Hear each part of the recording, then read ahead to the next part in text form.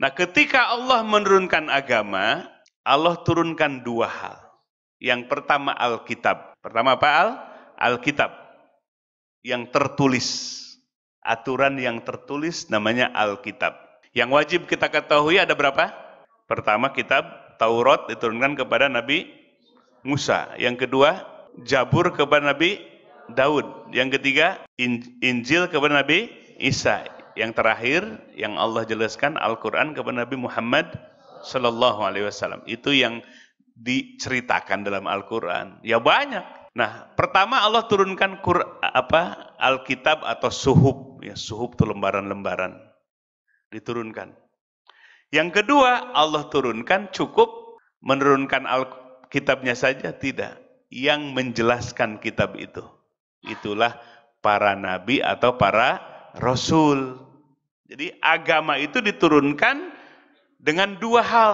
Pertama Alkitab atau suhuf. Yang kedua yang menjelaskan Alkitab atau suhuf itu adalah nabi dan rasul. Jumlahnya tidak terhitung. Yang jelas Allah sebutkan walikuli ummati rasul. Setiap umat, setiap kaum ada rasulnya. Bayangkan banyak sekali. Ya nggak akan terhitung banyaknya nabi dan rasul. Nah, maka nabi yang terakhir adalah Nabi Muhammad Sallallahu Alaihi Wasallam dan ditugaskan bukan untuk satu kaum, tapi wama arsalnaka illa kafatal linnas. Tidaklah kami utus engkau kecuali untuk seluruh umat manusia. Nah, sekarang ngobrol-ngobrol. Ayat itu terbukti bahwa Nabi diutus untuk seluruh umat manusia. Kan nabinya sudah wafat. Ada dua hal yang menjawab itu. Yang pertama, Al-Qur'annya dijaga oleh Allah sampai hari kiamat satu. Walaupun nabinya sudah wafat.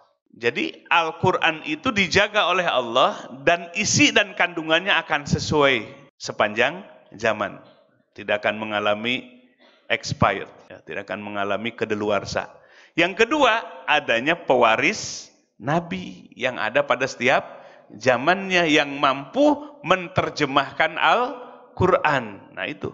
Nah yang terakhir Alkitab yaitu Al-Quran. Rasulnya Nabi Muhammad Sallallahu Alaihi Wasallam berlaku untuk semua manusia dan sampai hari kiamat. Berlaku untuk semua manusia, bukan untuk satu kaum, bukan untuk satu kalangan, tapi untuk semua kalangan, semua umat manusia, dan berlaku ila yaumil qiyamah, sampai hari kiamat nanti. Jawabannya pertama karena Alkitab dijaga oleh Allah. Bukti nggak sampai sekarang? Bukti nggak ada yang kecuali Syiah. Ya, Syiah, perhatikan. Syiah menuding kitab yang kita baca oleh Ahlus Sunnah kita itu ada yang dibuang-buang. Itu tudingan Syiah. Biarinlah itu. Cuma kita harus tahu. Salah satu kesesatan Syiah itu menuding Al-Quran yang kita ini baca ini adalah ya ada yang dihilangkan.